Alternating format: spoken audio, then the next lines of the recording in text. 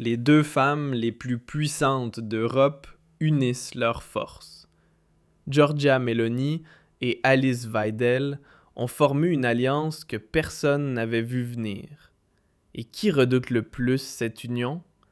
Exactement, le chancelier Friedrich Merz. Ce qui se passe en ce moment est sans précédent, et les conséquences seront explosives. Restez attentifs, car ce que vous allez découvrir pourrait bien bouleverser la politique européenne à jamais. Les deux femmes les plus puissantes d'Europe unissent leurs forces. Giorgia Meloni et Alice Weidel ont formé une alliance que personne n'avait vue venir. Et qui redoute le plus cette union? Exactement, le chancelier Friedrich Merz. Ce qui se passe en ce moment est sans précédent, et les conséquences seront explosives. Restez attentifs, car ce que vous allez découvrir pourrait bien bouleverser la politique européenne à jamais. Cette nouvelle a frappé comme un éclair dans un ciel serein. Personne, absolument personne dans les capitales européennes ne s'y attendait. Tandis que les médias traditionnels spéculent encore sur d'éventuelles coalitions après les élections législatives, Meloni et Weidel ont déjà imposé leur réalité. Elles se sont alliées, pas pour une simple photo souriante ou un geste symbolique, mais autour d'une stratégie politique coordonnée qui pourrait bien compliquer sérieusement la tâche de Friedrich Merz. Prenons un instant de recul pour comprendre pourquoi cette alliance est si explosive. Depuis octobre 2022, Giorgia Meloni est la chef du gouvernement italien. Elle dirige un exécutif ouvertement populiste de droite et s'est imposée ces dernières années comme l'une des voix les plus influentes de l'échiquier européen. Meloni a gagné le respect tant des conservateurs modérés que des mouvements populistes. Stratège redoutable, elle a replacé l'Italie au cœur du jeu politique européen. Alice Weidel, quant à elle, est coprésidente de l'AfD, un parti longtemps considéré comme marginal en Allemagne, mais qui a gagné du terrain de manière continue ces dernières années. Aujourd'hui, l'AfD atteint environ 27% dans les sondages. Et puis, il y a Friedrich Merz, l'homme qui a repris les rênes de la CDU après l'ombre immense d'Angela Merkel. Et c'est là que les choses deviennent intéressantes. Pourquoi Meloni et Weidel choisiraient-elles précisément de s'unir contre Merz? Après tout, Merz est le chancelier, tandis que Weidel n'est que chef de l'opposition. Le cœur du problème, c'est la lutte pour le pouvoir et l'influence au sein de la droite européenne. Meloni a élaboré une vision au fil des dernières années. Elle veut réunir sous une même bannière toutes les forces conservatrices et populistes de droite du continent. Elle se voit comme la chef naturelle de ce mouvement. Une femme qui gouverne depuis l'opposition et qui a prouvé que ses idées peuvent mener au succès. Son parti, Fratelli d'Italia, détient la majorité absolue en Italie, et Meloni jouit d'un respect international grandissant. Weidel et l'AfD s'intègrent parfaitement dans cette vision. Mais alors, qu'en est-il de Merz dans ce jeu d'alliance ? Eh bien, Merz pose problème. Il affiche un profil conservateur, certes, mais c'est aussi un atlantiste convaincu, un partisan de l'intégration économique européenne, et surtout un opposant farouche à l'AfD.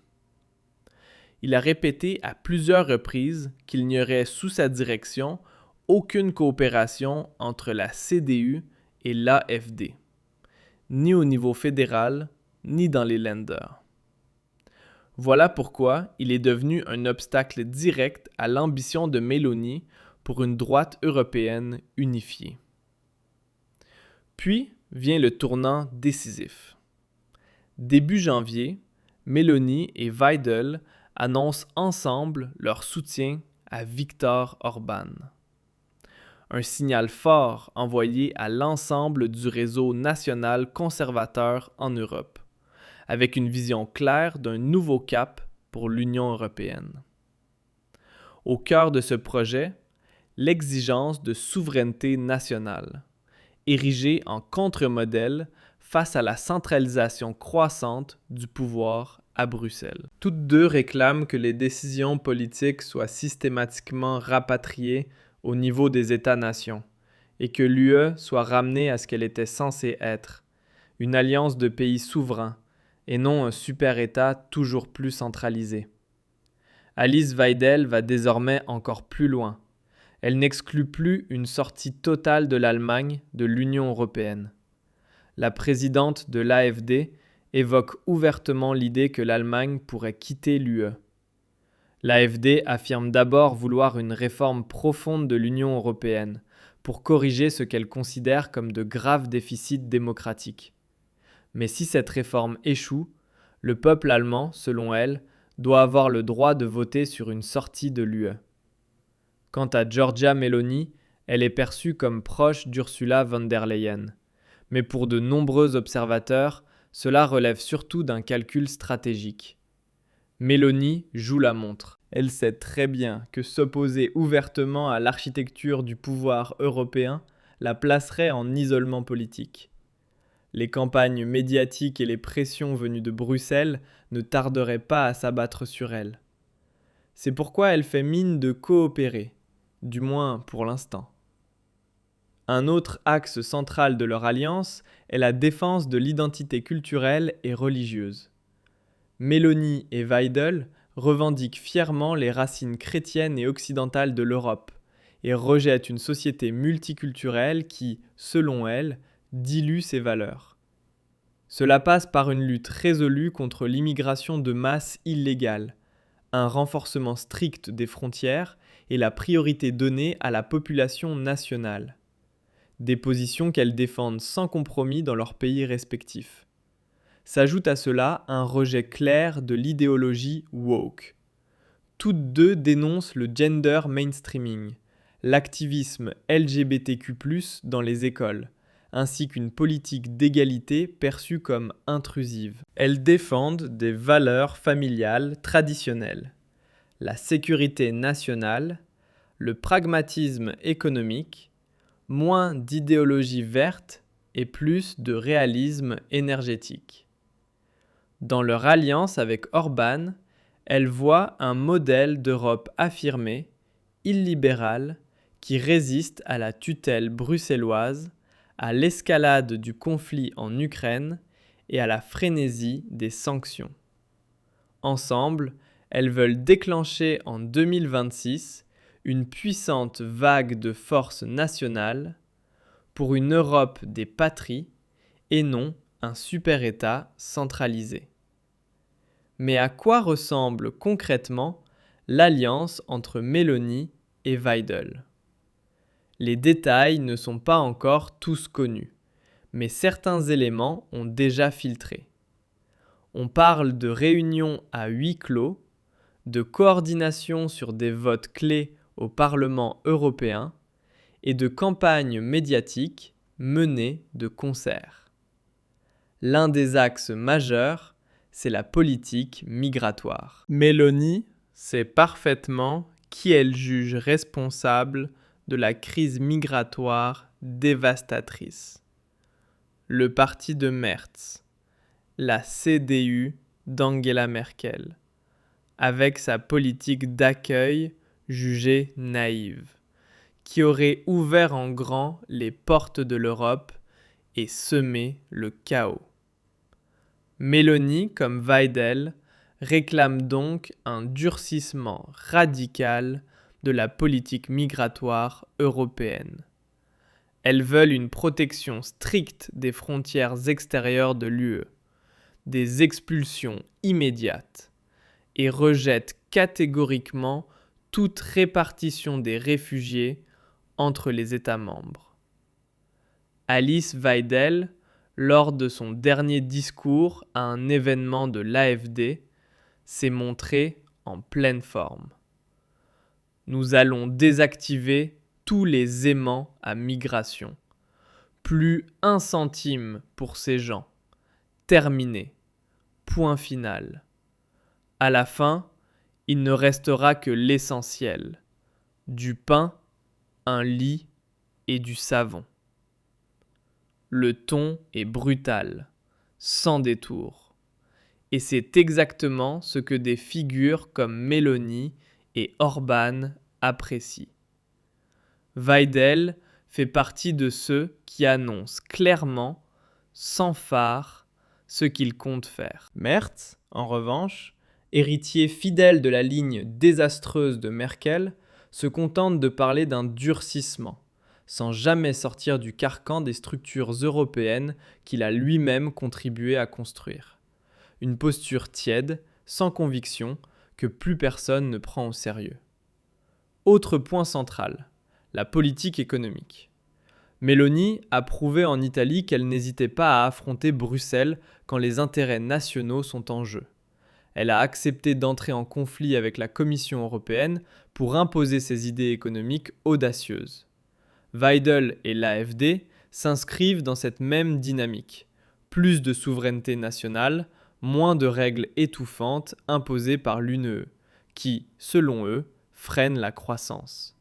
Merz, qui aime se présenter comme un libéral en économie, défend tout au plus quelques réformes superficielles, mais reste désespérément accroché à l'intégration européenne. Une position qui plonge l'Allemagne dans la dépendance et révèle surtout l'incapacité de Merz à initier de véritables changements. Pour l'AfD, cette alliance est une victoire éclatante. Elle gagne en légitimité internationale grâce à son partenariat avec une chef de gouvernement en exercice. Une reconnaissance longtemps espérée, mais jamais atteinte jusqu'ici. Meloni donne à l'AfD un visage de respectabilité que les forces établies en Allemagne préféreront ignorer par pur dépit.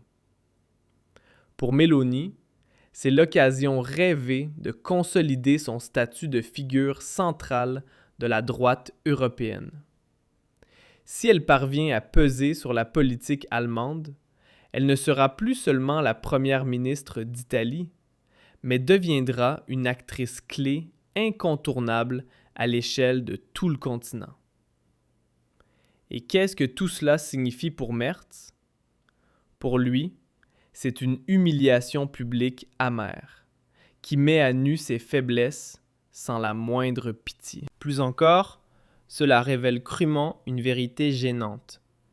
Merz n'est plus perçu comme un vrai conservateur, mais plutôt comme un homme de gauche, une sorte de social-démocrate édulcoré qui prolonge fidèlement l'héritage de Merkel et incarne désormais une partie intégrante du problème. Ce que nous vivons en ce moment, c'est une lutte de pouvoir d'ampleur historique. Il ne s'agit plus de simples décisions politiques, mais d'une question fondamentale. Qui fixera la ligne directrice de la politique européenne demain? Meloni lance un défi direct à Merz. Libérer l'AfD ou bien? Et ce n'est plus un simple désaccord politique, c'est un véritable séisme d'ampleur historique. Giorgia Meloni, première ministre italienne, a lancé un ultimatum clair au chancelier allemand Friedrich Merz. Il est temps de libérer l'AfD. Meloni dit tout haut ce que des millions pensent, mais que plus personne n'ose exprimer à Bruxelles ou à Berlin.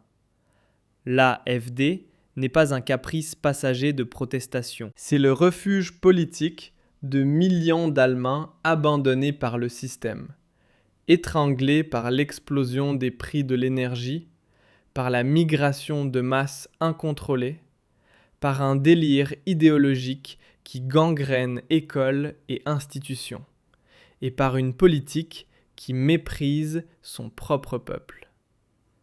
Et Meloni s'adresse frontalement à Merz et à toute l'élite de l'Union européenne. Cessez de traiter des partis démocratiquement élus comme des criminels. Cesser de bâillonner une opposition légitime à coups de campagnes médiatiques, de rapports des services de renseignement et de décisions judiciaires. Si Berlin ne comprend pas cela immédiatement, Rome agira, et Mélanie ne sera pas seule. 8 États membres de l'UE sont déjà à ses côtés, et ce n'est que la partie émergée de l'iceberg.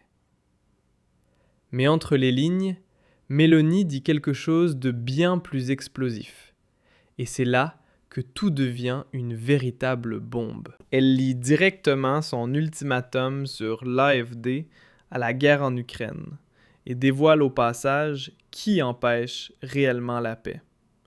Écoutez bien ce qu'elle a vraiment dit. Trump a fait savoir qu'il était prêt à ajuster son plan en 28 points avec souplesse. Des garanties de sécurité pour l'Ukraine, sur le modèle de l'article 5, sont déjà sur la table. Les questions territoriales, la reconstruction, l'armée ukrainienne, tout est négocié de façon réaliste et pragmatique. L'Ukraine elle-même a remercié à plusieurs reprises les États-Unis. Une paix enfin possible semble à portée de main. Alors, qui freine? Qui bloque, tergiverse, joue au dur et veut à tout prix continuer à envoyer des armes pendant que tous les autres réclament enfin la paix? Friedrich Merz. Mélanie ne le dit pas mot pour mot, mais à travers chaque phrase, le message est écrit en lettres capitales. Merz est aujourd'hui le plus grand obstacle à la paix en Europe. Lors d'une conférence de presse, Mélanie a été catégorique. L'Italie n'enverra aucun soldat en Ukraine. Une gifle cinglante pour Merz, qui semble avoir perdu tout sens de la mesure dès qu'il est question de service militaire et d'envoyer des soldats allemands dans une guerre étrangère. Mélanie a également exprimé ouvertement son scepticisme face aux projets fantaisistes venus de Paris et de Londres visant à déployer des troupes européennes de maintien de la paix. Sa question rhétorique a fait mouche. La Russie compte 1,3 million de soldats. Combien voulons-nous envoyer? Le message était limpide. Une critique directe envers Macron et Sunak, pas envers l'Allemagne. Et lorsque Merz a recommencé à réclamer davantage de pression sur la Russie, Mélanie a levé les yeux au ciel. Un geste très parlant. Ce n'était pas un hasard. Cela montrait à quel point Merz est désormais déconnecté de toute réalité. Tandis que Mélanie et d'autres dirigeants européens misent sur la diplomatie et la raison, Merz continue d'attiser le feu. Pendant que l'Italie, les États-Unis, la Finlande, les partenaires du G7 et de plus en plus d'États travaillent de manière constructive à une solution, le chancelier allemand joue la comédie, se donne en spectacle en bon élève transatlantique et trahit, ce faisant, les intérêts de l'Allemagne.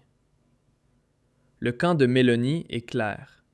Ce qui compte au final, ce ne sont pas les grandes déclarations faites à Berlin, mais la capacité à apporter une position européenne et américaine forte et unifiée à la table des négociations. Et c'est précisément ce que Merz sabote en ce moment, par pure obstination idéologique et volonté de se mettre en avant. L'Italie va même plus loin, en mettant l'Allemagne face à ses propres échecs. Elle a totalement mis fin à sa dépendance au gaz russe. Zéro. Complètement. une rupture nette, sans retour. Et qui a célébré Nord Stream 2 pendant des années, sans jamais diversifier, pour ensuite crier le plus fort quand viennent les décisions difficiles. Exactement ceux qui gouvernent aujourd'hui à Berlin. Mélanie ne tourne pas autour du pot. L'Europe a besoin de dirigeants qui veulent la paix, pas de ceux qui la bloquent délibérément. Pendant que Berlin s'enlise dans des querelles de vocabulaire et des calculs de coalition, Rome bâtit de véritables alliances internationales. Trump appelle Orban, pas Merz. Les médias américains saluent Mélanie comme la nouvelle femme forte de l'Europe. Merz, lui, est relégué au second plan à Washington, pendant que Habeck part mendier des faveurs. Les prix de l'énergie étranglent les PME allemandes. 77% des entreprises considèrent que le nouvel accord douanier avec les États-Unis menace directement leur survie. Un tiers craint pour son avenir. Plus de 21 000 personnes déboutées du droit d'asile vivent encore ici, dont plus de 700 criminels multirécidivistes. Les expulsions sont systématiquement bloquées par des ministres SPD, tandis que de nouvelles demandes d'asile sont ouvertes chaque jour. C'est de la folie. C'est une trahison flagrante de la sécurité des citoyens. Les chiffres ne mentent pas. Plus de 70% des Allemands estiment que le gouvernement a perdu le contrôle sur la migration. Près de la moitié ne veut plus entendre parler d'idéologie du genre dans les écoles ou les administrations. 45% réclament que l'Allemagne reprenne enfin le contrôle de ses lois. Ce ne sont plus des idées marginales, c'est le nouveau courant dominant. Pourtant, Merz et son parti continuent de parler de rempart contre les extrêmes, de menace à la Constitution, alors qu'eux-mêmes piétinent la loi fondamentale en retirant leur voix à des millions d'électeurs. Élection après élection, l'Europe est en train de basculer. En France, en Autriche, en Finlande, aux Pays-Bas, de nouvelles alliances émergent, toutes dans le sillage de la ligne défendue par Mélanie. L'ancien paysage politique s'effondre. Il ne s'agit plus de CDU, de SPD ou de Verts. La vraie question désormais, c'est celle du système. Mondialisme ou souveraineté? Bruxelles ou la nation? 8 États membres de l'UE ont déjà signé un engagement. Le pouvoir des juges à Strasbourg doit être limité. Mélanie, Orban et les nouvelles forces montantes mènent une offensive directe contre le centralisme bruxellois. Et Merz, lui, reste figé, sans plan, sans courage, sans vision. Nous sommes à un tournant décisif. Mélanie a adressé à Merz son tout dernier avertissement. L'escalade est imminente et elle sera brutale. L'Italie livre des résultats.